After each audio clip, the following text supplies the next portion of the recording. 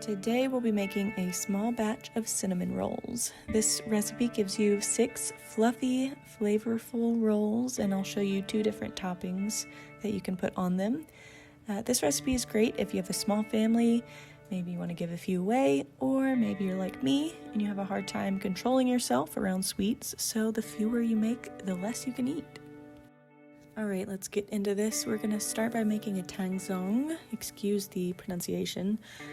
This is done by combining 15 grams of all-purpose flour with 75 grams of whole milk in a small pot.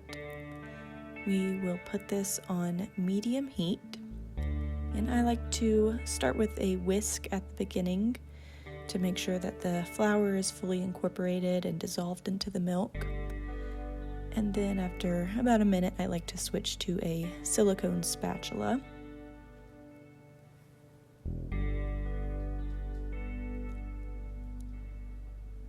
Make sure you continue stirring the whole time. This whole process took about 3 minutes for me.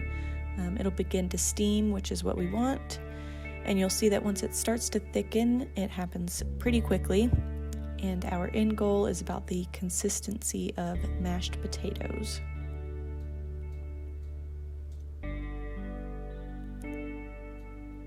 Now we're going to transfer this to something like a Pyrex dish because this will be going into the refrigerator to cool off. We want something that can handle that quick change in temperature. So go ahead and spread it out and then put this in the refrigerator.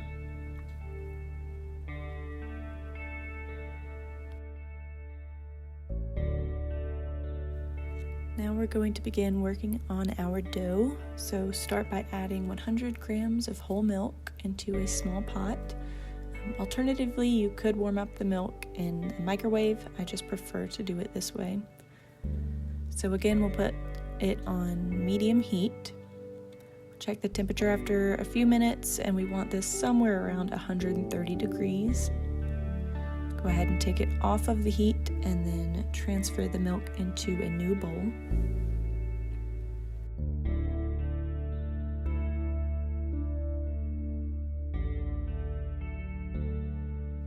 I'm going to temp it again and make sure it's still nice and hot. Then I will add my 30 grams of sugar and mix that in.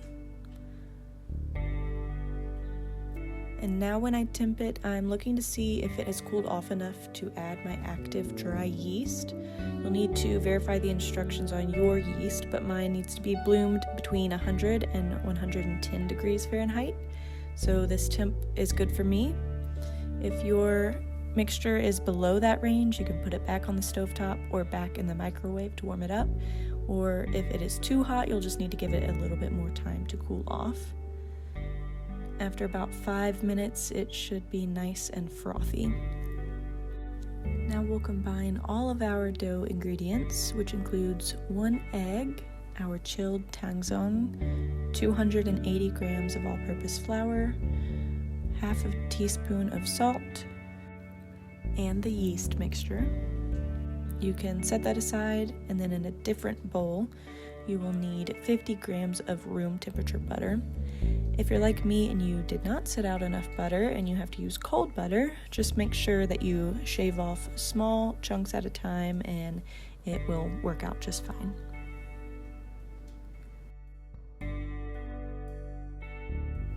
Go ahead and put your bowl, excluding the butter, in your stand mixer. Mix on medium-low speed until everything is combined, and you may have to use a spatula or your hand to get the last bits of flour worked into the dough.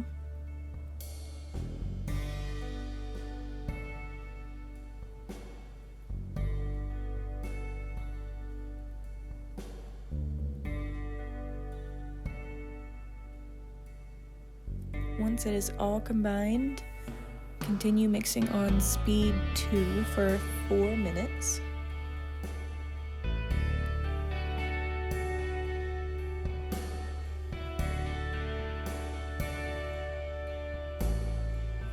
Once that time is up, add in your butter. Your dough may do some weird things at this point, but don't panic, it will all incorporate. After about a minute, I like to scrape down the sides of the bowl to try and help the dough and butter combine.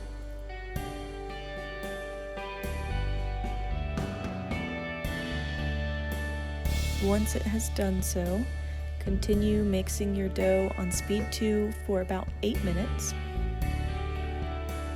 And at this point, you should have a nice, smooth dough.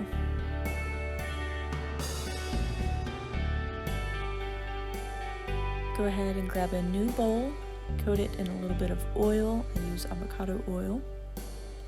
And you can gently work your dough into a smooth ball and add it to your bowl.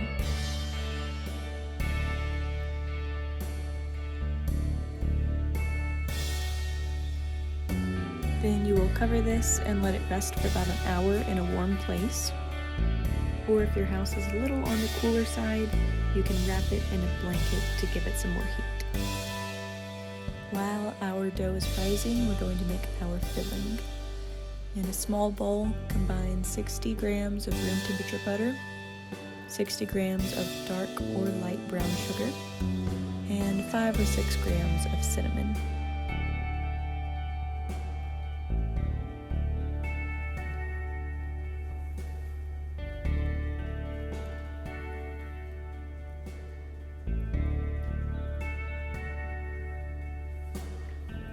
Mix this with an offset spatula or just with a spoon would be fine. If you need to, put a bowl of warm water under the mixture. That will help to soften the butter and really allow all of the ingredients to come together. Optionally, at the end, you can whip the mixture with a small whisk to get it nice and airy and fluffy, which will help when we go to spread the mixture on our dough. After your dough has risen for about an hour, you can go ahead and get your baking dish prepared. I like to grease mine with butter, and then I also add a piece of parchment paper to the bottom, and I put some butter on that as well. And this might be more than necessary, but I don't want anything sticking to the bottom of my dish. I want everything on my plate. I like to use a silicone baking mat here to help prevent sticking, but just a countertop would be fine. Make sure you generously coat it with flour, and then go ahead and grab your dough, set it down, flour that as well, and your rolling pin, and just begin slowly working it out. We want it in a roughly 13 by 9 inch rectangle. So just work from the middle, pushing out, trying to get it nice and even until it's the shape and size that we want. Then grab your filling and begin spreading that in an even layer on top of the dough. After this step, most people like to roll up the dough and then cut it out into each individual roll. That is not what I do. I have had a lot more luck using a pizza cutter and cutting out 6 even sections, as even as you can get them. And then I roll up each of the sections individually. I have found this to be much easier, and it produces cleaner cuts than having to try and cut the dough once it's been rolled.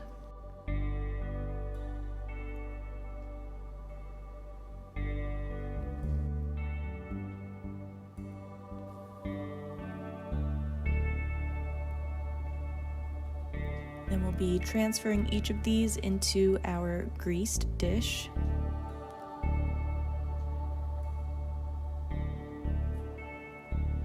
Once they're all in there, you can go ahead and cover them up. At this point, I like to put them in the refrigerator and finish my process the next day. That way I am baking cinnamon rolls in the morning. But if you are looking to bake these on the same day, then you just leave these out on the counter and then you can pick back up with us on the next step.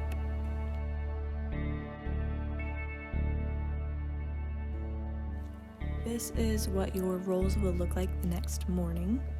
They shouldn't have risen much, if at all, but that is what we'll work on now. So go ahead and get these covered back up and then put them in a warm place to rise for about 45 minutes. While that's happening, let's go ahead and make our toppings. Now, some people aren't going to like this, but today I will not be making a cream cheese frosting. If that is what you want, there are plenty of recipes around. I'm sure you can find one, but I am going to go more simple with a sort of buttercream frosting. So I'm going to start by mixing a tablespoon of butter with about 1/3 of a cup of powdered sugar. We're trying to smooth out the butter so it is easier to incorporate once we add the milk instead of having chunks of butter floating around. So now I'm going to add 1 tablespoon of milk and combine that together, again trying to smooth out the butter. And please excuse my toddler audience that you may see her hand. Now I'll add in my vanilla and another 1/3 of a cup of powdered sugar. Stir to combine that. Then add another tablespoon of milk and a pinch of salt. I like to alternate the wet and dry ingredients until I'm left with the consistency that I like, which is about like this. For the second topping, I'm going with a very basic glaze since my husband is lactose intolerant. And for this, we just need some water, powdered sugar, and a bit of vanilla. Again, I just slowly add the ingredients together until I get the consistency I'm looking for.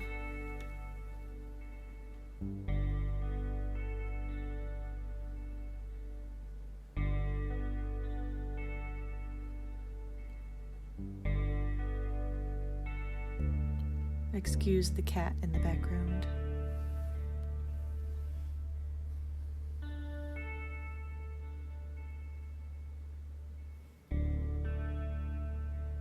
Once our 45 minutes are up, go ahead and preheat your oven to 375 degrees. And when that is preheated, we are going to mist our rolls with water. And this just helps to prevent the dough from forming a crust too early, so we get a maximum rise out of them. These will bake for about 15 minutes uncovered, and then another 5 minutes with tin foil to prevent too much browning. Now, I definitely forgot to cover mine at all, and I promise they were still delicious, but I do recommend covering them for part of the bake. Now these are nice and hot from the oven, so I'm gonna go ahead and get ours plated up, put our toppings on there, eat them while they're hot, and I recommend you do the same.